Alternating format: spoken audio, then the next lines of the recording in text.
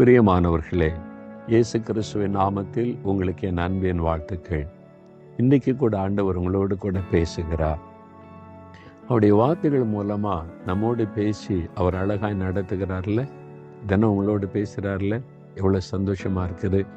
இன்றைக்கு 1 கொரிந்தியர் 6:19 அழகான ஒரு காரியத்தை ஆண்டவர் நமக்கு சொல்லி கொடுக்கிறார்.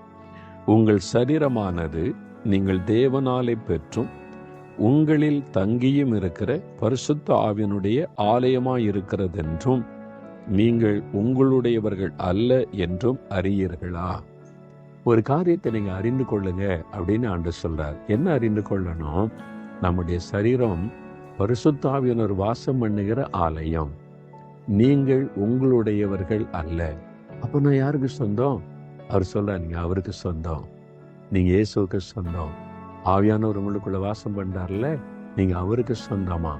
நீங்க அதை சொல்லணும், நான் எனக்குரியவன் அல்ல, நான் இயேசுவுக்கு சொந்தம். அப்படி சொல்லும் போதே ஒரு பெரிய சந்தோஷம். நான் அடிக்கடி சொல்லுவேன், பிசாசை பார்த்து சொல்லுவேன், பிசாசே, ஐ பிலாங்ஸ் டு ஜீசஸ். நான் இயேசுவுக்கு சொந்தம், நீ என்னை ஒன்றும் பண்ண முடியாது.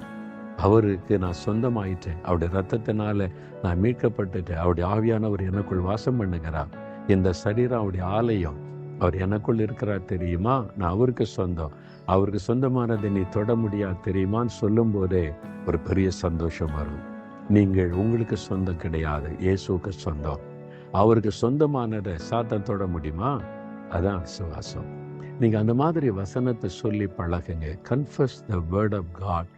அதன் மூலம் உடைய விசுவாசத்தை வெளிப்படுத்துறீங்க. நான் இயேசுவுக்கு சொந்தம், பரிசுத்த ஆவியானவர் எனக்குள் வாசம் பண்ணுகிறார், நான் எனக்குரியவன் அல்ல, நான் அவருக்குரியவன், அவருக்குரியவள் அப்படின்னு சொல்லுங்க. அதுல பெரிய மகிழ்ச்சி இருக்கு. இயேசுவுக்கு சொந்தம் சொல்றீங்களா? அப்படி ஒப்பு கொடுத்திருக்கிறீங்களா? ஆண்டவரே, நான் உமக்கு தான் சொந்தம், என் ஆவி ஆத்மா சரீரத்தை ஒப்பு கொடுக்கிறேன், உமக்கு தான் நீ சொந்தம், என் சரீரம் உம்முடைய ஆலயம், நீங்க எனக்குள்ள வாசம் பண்ணுங்க, நீ ஒப்பு கொடுத்திருக்கிறீங்களா? இல்லாட்டா இன்னைக்கு சொல்லுங்க, ஆவியானவர் என்னை ஆட்கொள்ளும், எனக்குள்ள வாசம் பண்ணும், நான் உமக்கு சொந்தமா இருக்க விரும்புறேன்னு சொல்லுங்க.